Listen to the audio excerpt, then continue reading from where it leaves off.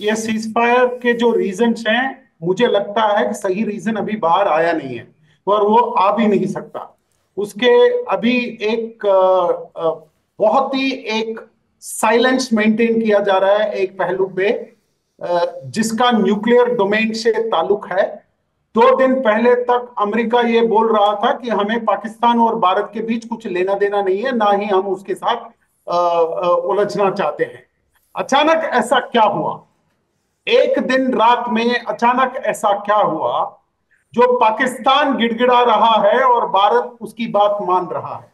समझिए। दूसरी चीज, अभी जो सरगोदा का एयरफील्ड है, जब वो तबाह होता है, एयरफील्ड्स ऑपरेशनल सिचुएशन में वॉर फुटिंग पे उसको रिपेयर किया जाता है। वहां पे रिपेयर शुरू हुआ नहीं है, उसका भी एक रीजन है। देखिए, जब न्यूक्लियर रेडिएशंस होते हैं, उस साइट पे कोई काम नहीं कर सकता। उसके 10-40 किलोमीटर तक लोगों के लिए खतरा है। अमेरिकी जहाज वहां पे रेडिएटिव इक्विपमेंट्स, मेजरिंग इक्विपमेंट्स के साथ वहां पे पाए गए हैं 2 दिन से। मैं इससे ज्यादा कहूंगा नहीं। बहुत बड़ी बात बता रहे हैं आप, बहुत ही बड़ी बात ये बता मैं रहे हैं। कहूंगा नहीं। अभी सोशल मीडिया में आज की ही बात बता रहा हूं, डीजी यूरोप से एक साफ क्वेश्चन पूछा गया था बिल्कुल। कि किराना। सोशल मीडिया में खबर है, आपका इसके बारे में क्या कहना है? हम्म। आपने सुना था उनकी क्या बात है? जी उन्होंने जी। उन्होंने जो रिप्लाई किया था, उसमें उन्होंने बात को नकारा नहीं है, उसमें 100 मतलबें निकल के आई। उन्होंने ये बोला, thank you so much for making me know that there is a nuclear site, come on.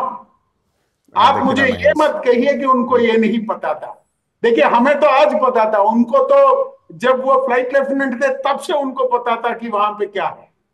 और अगर उन्होंने ये जान के भी अनजान रहने की अगर कोशिश की, तो उसी में आप परख लीजिए, समझ लीजिए, बहुत कुछ है जो हम नहीं समझते। तो आज मैंने लिंक्डइन में ऐसी एक भाई साहब ने बोला था कि हमें सब पता होना चाहिए।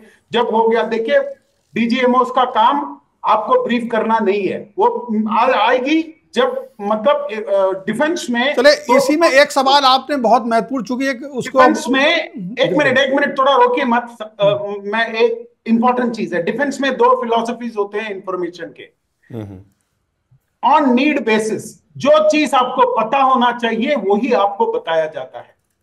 दूसरी चीज है जस्ट इन टाइम, जिस वक्त आपको पता होना चाहिए वही करना चाहिए। ये वॉर की एक प्रिंसिपल्स के फाउंडेशंस होते हैं ये।